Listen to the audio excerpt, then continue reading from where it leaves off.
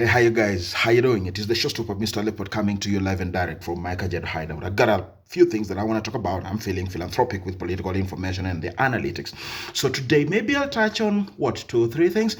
I will talk about Anwai Guru, which is a current affair. I'll talk about the Western Kenya politics and maybe the other thing that might come to my mind at that particular point in time.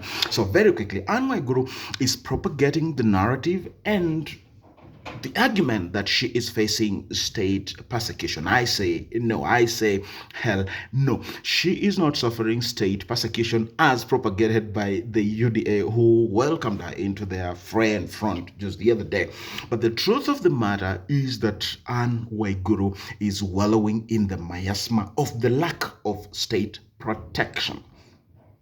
That's the bottom line. That she has enjoyed state protection for a while she danced the tune of the state back in the in the dressing of the white and the pink ribbon, and you know that she was the champion of it. Actually, she sold her heart so out on this other wing that it beats logic for her to take such a bold stand on this other wing.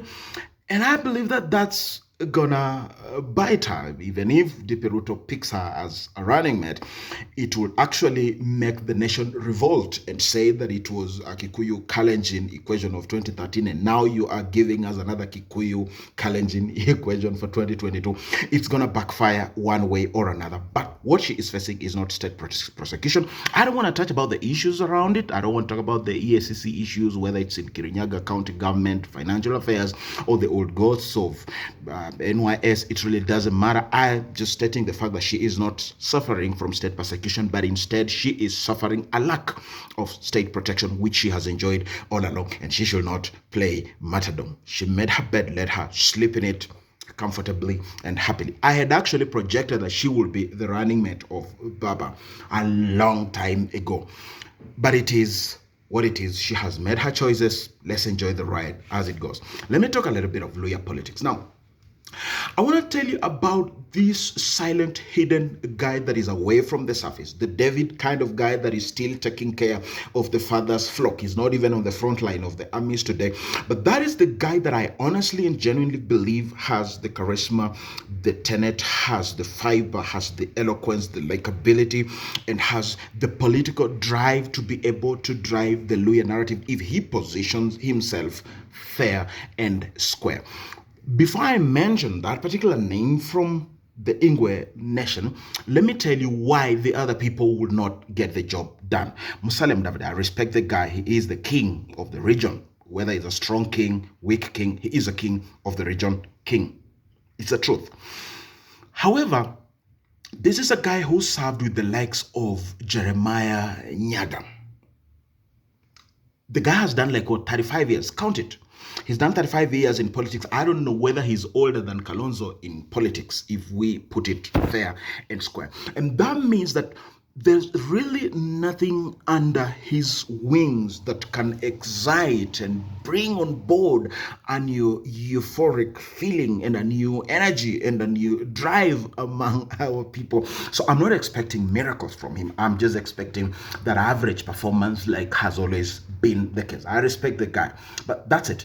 Wycliffe Ambetsa Oparanya has done well as a great governor. He's served 2 terms of chairman, council of governors. He's the deputy party leader in ODM.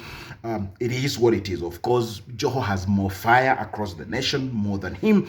But if he stays right behind Baba, then yes, he's gonna bring the stakes. But as to whether he can actually galvanize the Luhya vote and get it done is neither here nor there. He can only just bring in a sizable chunk. Wamalo, my good friend, the same.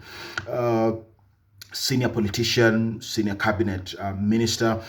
But then, my good friend, he will not like me saying this because I'm privy to some inside information with him. We've had, close talks with him. There is a time I actually told him that Baba was the guy he was supposed to align with, and he gave me reasons as to why he can't make that move, and it would be unfair for me to disclose the reasons. But this is the point. My point is that in 2013, go back to the TNA lounge. Eugene Wamalwa had been positioned as the running mate. Hii kelele Ruto anapiga saizi na kujipiga kifua, that was Wamalwa's position. He walked away from it. It is what it is. Let's see what the future brings. Let's see what it comes with. Atwoli beats his chest too much. He doesn't have what it takes to unify. He believes in arm twisting. He believes in underhand tactics. He believes in shutting down everybody so that he can be heard. I don't see that delivering the people of the Luhya nation into one basket. Incidentally, he's supposed to be the kingmaker. He has appointed himself. He's saying, I will come and tell you. I'll come and tell you which governor. I'll come and tell you which MP. I'll come and tell you which. So really, this looks like a politics that has been pitward with Wakati. But there's one guy who is quiet, and I am daring to smoke him out because he got it. He got the charisma. He got the eloquence. He got the mobilization skills. He got what it takes to dare the devil when duty calls. Ababu Namwamba. Ababu Namwamba. I know right now he's serving the Uhuru government, I think CAS, Foreign Affairs and Trade and all that.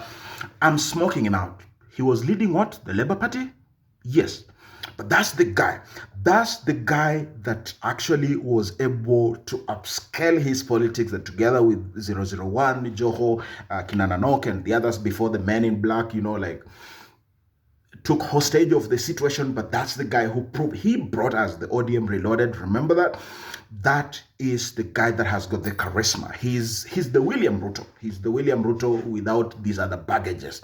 He's the William Ruto of the region, and I am daring that man to come back to life. I know he may not necessarily carry it in 2022, but he's still young, he's still energetic, he's a good, eloquent lawyer, and I believe that if he positions himself in the current dispensation, and please don't go for the Budalangi parliamentary seat, go for Senate or go for Busia governor, and just scale yourself at that national politics. Probably come as a party leader. Don't, come as a party leader, bring back your Labour Party or whatever, and then position yourself. And immediately you get into office, start galvanizing and bringing together the Luhya vote.